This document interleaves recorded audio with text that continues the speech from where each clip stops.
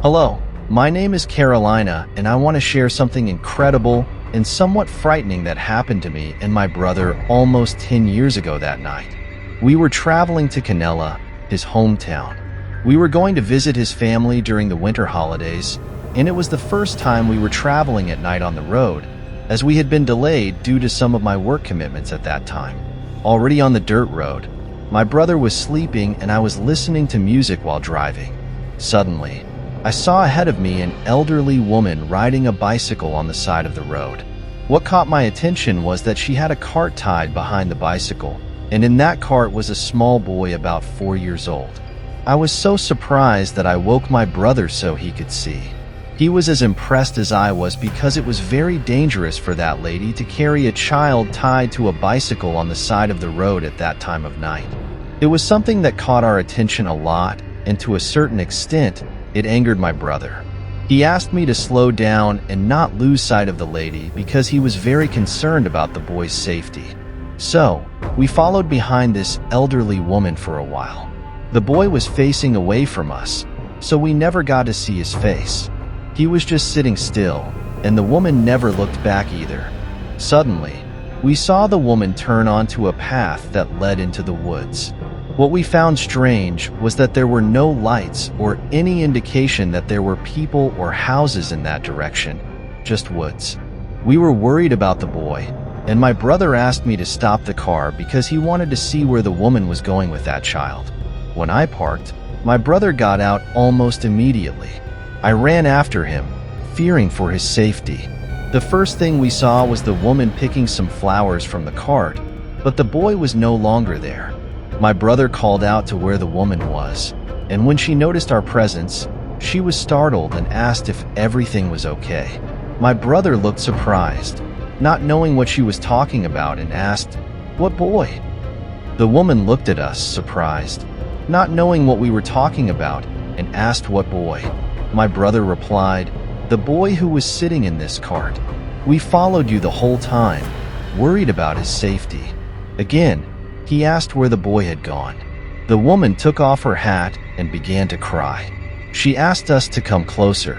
I felt confident because it was an elderly woman, apparently harmless, with the appearance of a very thin grandmother. So I approached in front of my brother, and she pointed to the ground where there was a small cross. At that moment, she told us that her granddaughter, Alice, had died the previous year in an accident along with her mother.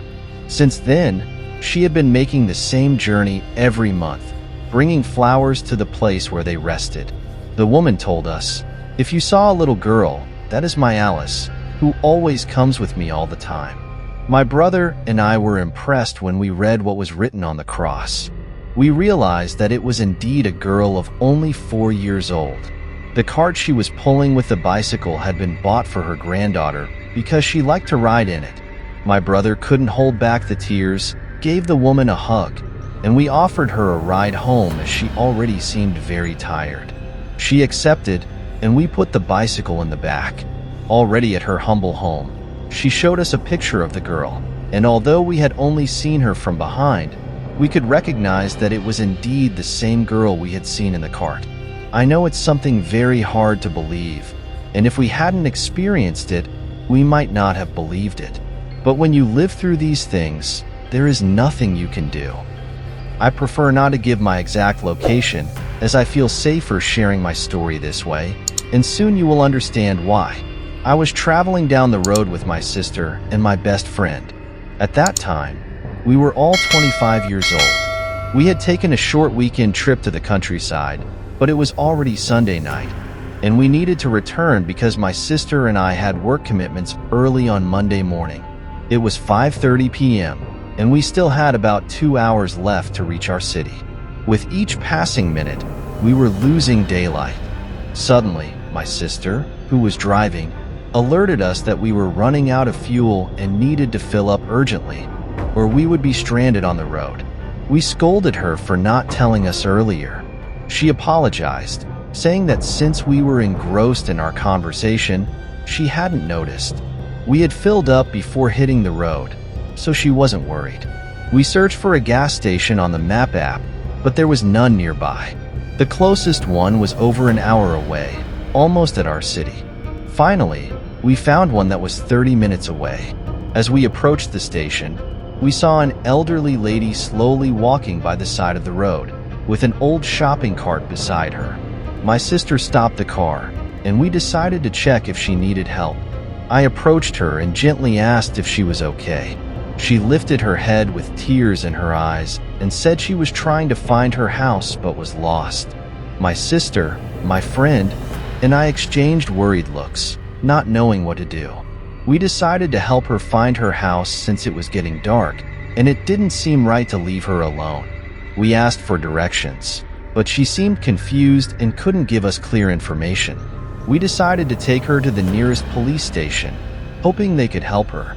On the way, she suddenly pointed to a dirt road and said her house was down there. It was a detour, but we decided to follow her directions. The path was narrow and winding, surrounded by dense trees.